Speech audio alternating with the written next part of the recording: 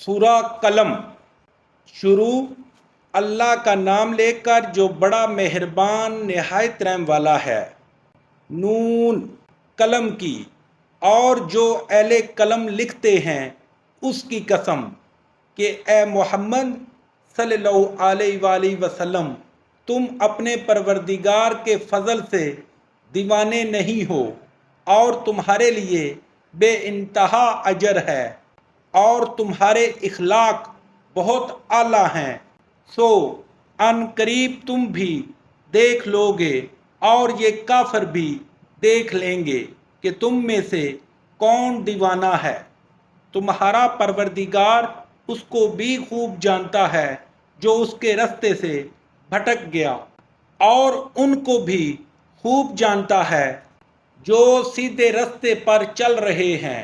تو تم جھٹلانے والوں کا کہا نہ ماننا، یہ لوگ چاہتے ہیں کہ تم نرمی اختیار کرو تو یہ بھی نرم ہو جائیں، اور کسی ایسے شخص کے کہے میں نہ آ جانا جو بہت قسمیں کھانے والا ذلیل اوقات ہے، طعن آمیز اشارتیں کرنے والا، چغلیاں لیے پھرنے والا، مال میں بخل کرنے والا، حد سے بڑا ہوا بدکار، سخت خو اور اس کے علاوہ بدذات ہے، اس لیے کہ مال اور بیٹے رکھتا ہے۔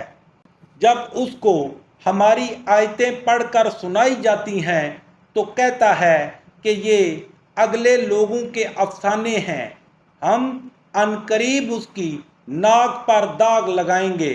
ہم نے ان لوگوں کی اسی طرح آزمائش کی ہے جس طرح باغ والوں کی آزمائش کی تھی، جب انہوں نے قسمیں کھا کھا کر کہا کہ صبح ہوتے ہوتے ہم اس کا میوہ توڑ لیں گے، اور انشاءاللہ نہ کہا سو وہ ابھی سو ہی رہے تھے کہ تمہارے پروردگار کی طرف سے راتوں رات اس پر ایک آفت پھر گئی، تو وہ ایسا ہو گیا جیسے کٹی ہوئی کھیتی۔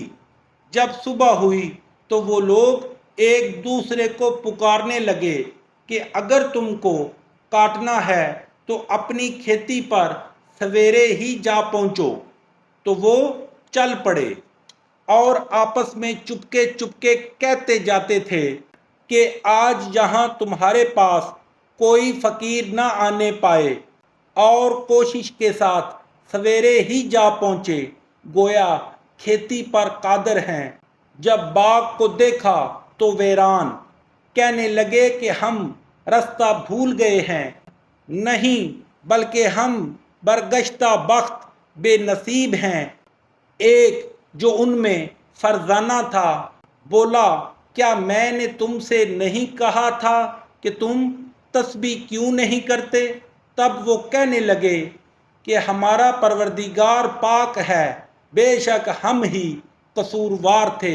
پھر لگے ایک دوسرے کو رو در رو ملامت کرنے لگے، کہنے لگے ہائے شامت، ہم ہی حد سے بڑھ گئے تھے، امید ہے کہ ہمارا پروردگار اس کے بدلے میں ہمیں اس سے بہتر باغ عنایت کرے۔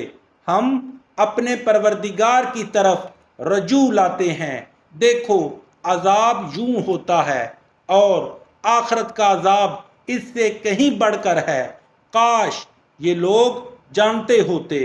پرہیزگاروں کے لیے ان کے پروردگار کے ہاں نعمت کے باغ ہیں۔ کیا ہم فرما برداروں کو نافرمانوں کی طرح نعمتوں سے محروم کر دیں گے؟ تمہیں کیا ہو گیا ہے، کیسی تجاویزیں کرتے ہو؟ کیا تمہارے پاس کوئی کتاب ہے جس میں یہ پڑھتے ہو کہ جو چیز تم پسند کرو گے وہ تم کو ضرور ملے گی، یا تم نے ہم سے قسمیں لے رکھی ہیں جو قیامت کے دن تک چلی جائیں گی کہ جس چیز کا تم حکم کرو گے وہ تمہارے لیے حاضر ہوگی؟ ان سے پوچھو کہ ان میں سے اس کا کون ذمہ لیتا ہے؟ کیا اس قول میں ان کے اور بھی شریک ہیں؟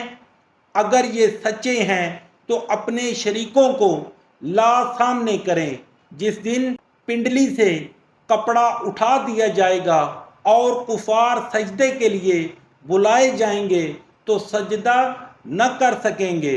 ان کی آنکھیں جھکی ہوئی ہوں گی اور ان پر ذلت چھا رہی ہوگی، حالانکہ پہلے اس وقت سجدے کے لیے بلائے جاتے تھے جبکہ صحیح و سالم تھے۔